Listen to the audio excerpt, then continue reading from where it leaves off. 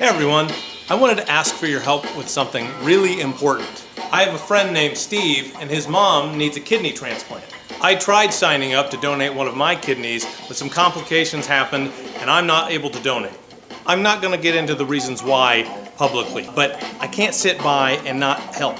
I've had multiple friends, family, and acquaintances lose their lives because they were not able to receive an organ donation.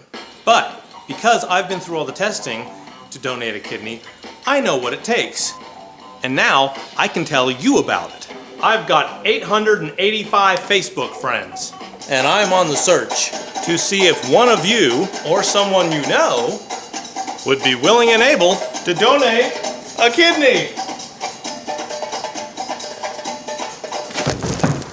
Steve's mom's name is Becky, and right now her kidneys are only functioning at 11% and declining quickly. Eventually, she's going to have to go on dialysis. You can't stay on dialysis indefinitely. Well, I say, old chum, how does a chap find out how this kidney donation business works? Well, right, Governor, I'm glad you asked. First off, money isn't going to be a problem. Donating to Becky Arrett is not going to cost you $20, not $10, not even $5 like you might all be thinking. If you act now, it won't even cost you $1. The cost of donating to Becky Arrett is absolutely nothing. Her insurance covers all of your expenses. That includes your hospital stay and cost of living expenses during your recovery time. The transplant would take place at the Ohio State University Wexner Medical Center. Wexner? At the Ohio State University Wexner Medical Center, which, by the way, is the best kidney transplant center in the entire country. You don't even have to live in Ohio if you're interested in donating. You do need to be a blood type match. Becky is type B, but if you're type O, you could also donate. But even if you are not one of those blood types, you can still donate. Eddie needs a new kidney. Eddie's friend wants to donate his kidney to Eddie, but they're not matching blood types. Jerry also needs a new kidney. Jerry's friend also wants to donate his kidney to Jerry, but they're not matching blood types either. However, Jerry's friend can donate to Eddie, and Eddie's friend could donate to Jerry. Bing! What we got here is a good old-fashioned kidney swapping.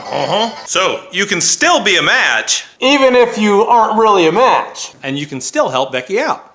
So, how do you find out if you're a match? You call Carrie at Ohio State University Hospital at 614-293-6724. Carrie is one of the nicest ladies you will ever talk with on the phone. Ever. I mean, every call you have to make to your credit card company for the rest of your life, you're going to be thinking, man, I wish that was Carrie on the other end. And Carrie will make arrangements for you at a local lab for you to pick up something very special. Tell them what they won, Johnny. That's right, David. Every possible donor for Becky Arrett will receive their very own brand new pee jug. Urine test. That's right. Every donor will have to pee in this jug for 24 hours straight. Let me clarify. It means every time you have to go to the bathroom for 24 hours, you got to do it in that jug. And they do take a little blood sample. Then you do a 24-hour blood pressure monitor. And then, if you're lucky, You get to pee in the jug again! and they will tell you whether or not you... Oh, you've got me lucky kidney. I can't do an Irish accent. Actually, it's not nearly as bad as it sounds. Although it does crack me up that they have to make the jug fluorescent orange. I mean, it's not like you can pretend that it's a jug of milk and carry it around with you. It's like, hey, get your warm urine here. Get your fresh pee here. Get your fresh pee. Get it while it's hot. After all that's figured out, you make an appointment to go down for a day to the Ohio State Wexner Medical Center, and they'll spend the entire day with you, giving you all the specific information that you need to know. That's very, very in-depth. You'll talk to a doctor, a surgeon, a social worker, even a dietitian if you want to. Plus, they can put you in touch with other people who have donated kidneys, who can give you real first-hand experience of what it's like.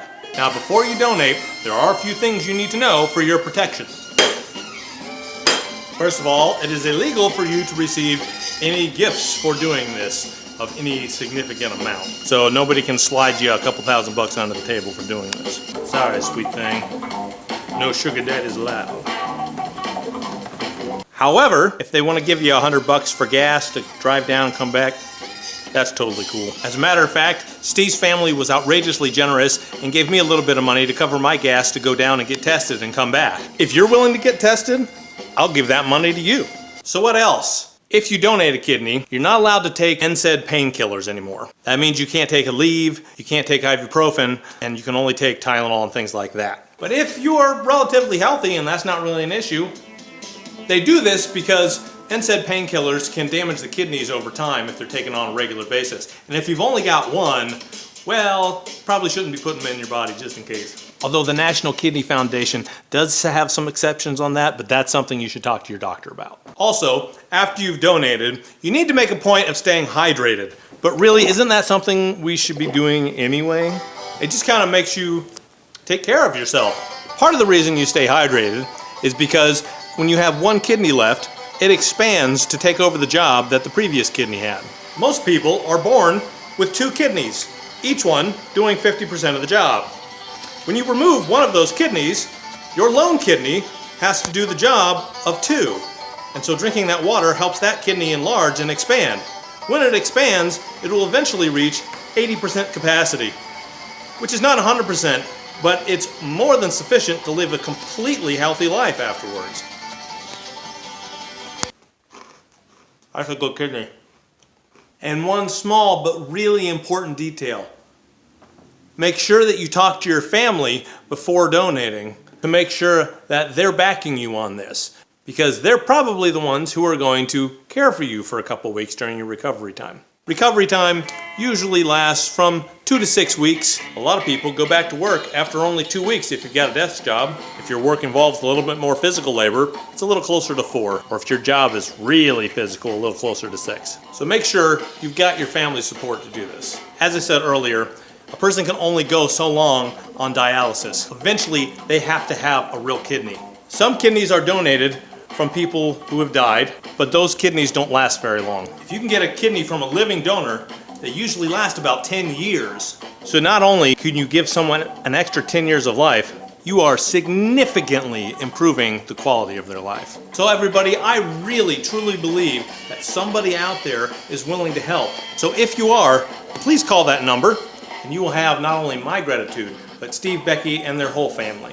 It really is something that not only improves someone's life, but ultimately saves it. Guys, thank you so much for watching. If you can't donate or you know someone who might be able to, please share this video. It's on the public setting, and I will keep it up until Becky has a kidney donor. Thank you.